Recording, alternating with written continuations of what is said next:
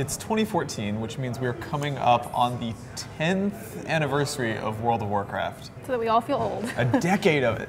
That's so baffling to me. Even as someone who like never played, I feel like just yesterday my friends were playing WoW over their summer vacations, and I guess it wasn't just yesterday, it was like middle 10 years school. ago. Yeah. But you played WoW a lot. I did. Right?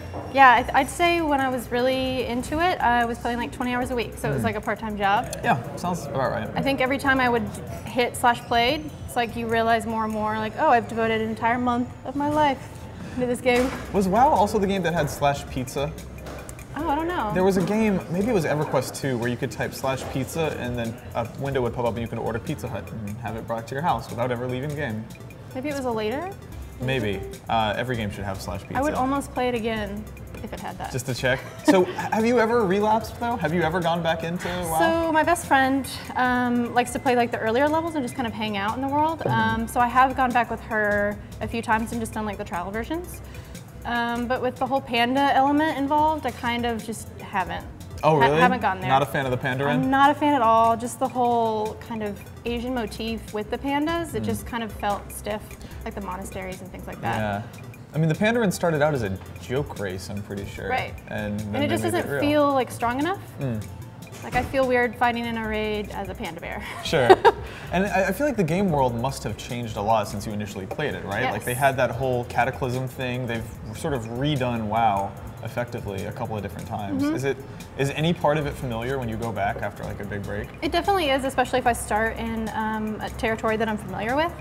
You know, Stormwind hasn't changed. I mean, there are elements that are different, and I think like if you picked it up right now and had never played before, it's going to look weird because you didn't have Cataclysm. You don't have that like comparison to look at, except for YouTube videos or whatever. Yeah.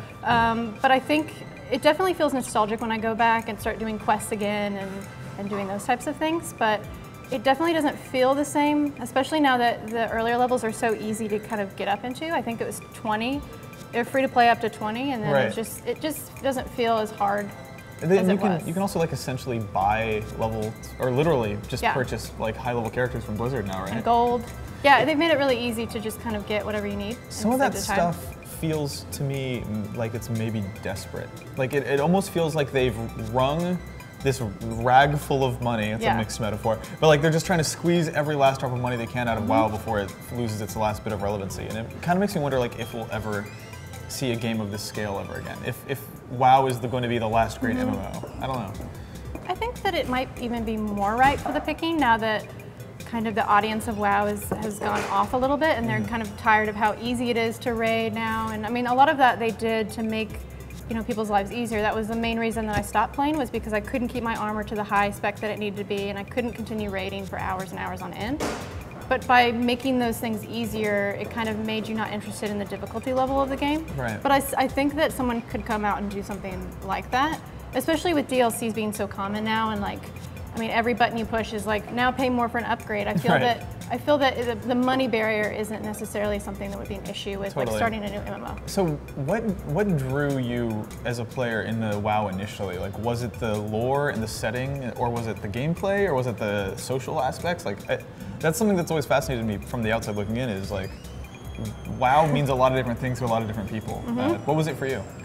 So I think it was all of that, but mainly since I'm such a bookworm, it was like that lore aspect, the literary aspect that kind of made me realize that it was something that was interesting. I hadn't actually played any games like that before. I grew up playing like, fighter games or just like arcade games, and not really, like, we didn't have a console in the house. We weren't really allowed to play anything besides like Super Mario or something like that. So kind of seeing people playing it and seeing like the mini map and like how expansive the world is and how much you can do in it, and you can have like hobbies like enchanting or cooking, and then you can turn around and raid with somebody or have like a quick battleground match. Like that was, I just couldn't believe that games could be that like to that high of an extent. So I think all of those features really kind of drew me to it, and then also getting into a guild for the first time really like changed my reality, because you've got a group of people that you're just like nerding out with and exploring with, and it made it feel like a real experience instead of just I'm playing a game. It's like I'm with these people every Friday night at 7 p.m. and I'm like having an experience. That's so dope. I think like I think that games like WoW, with their immense like popularity, can be the gateway into internet friendships for a lot of people, especially people who don't normally like go out there and like make friends on the internet. Absolutely. It's kind of cool that it can work in that way. I had several people in our guild that actually were married or found relationships through WoW. Yeah, you hear about that all the time. I don't know. And I was skeptical at first, but actually being in the world and kind of seeing how people communicate with each other, like totally valid, completely understandable. Yeah, they're very real relationships that you form in online games sometimes. They just wrapped shooting on the World of Warcraft movie, by the way. Oh, that's Apparently, right. that's coming out in summer 2016 or something wild like that. I think I was more excited about that WoW project when Sam Raimi was attached to direct for a while, because like I love Drag Me to Hell and I love the first 2 Spider-Man movies, so that would have been cool. But I don't know, man.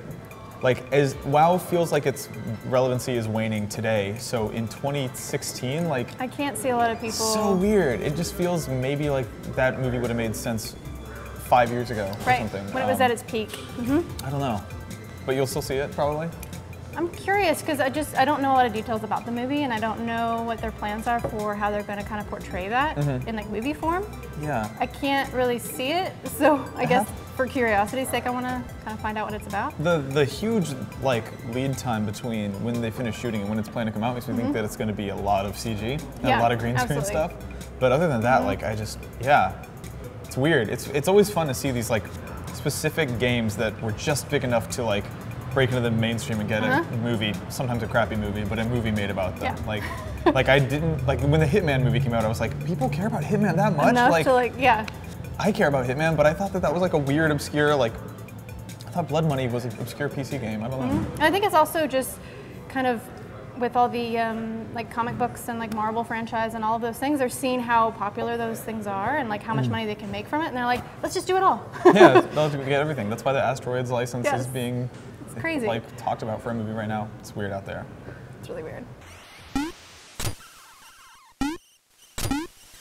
I think a lot of the weariness around the 8-bit platformer format comes from the perception that it's an easy nostalgia bait aesthetic, often used to distract from otherwise unspectacular indie games. And whether that's true of other games or not, I can conclusively say that it is not the case with Shovel Knight. The debut title by Yacht Club Games.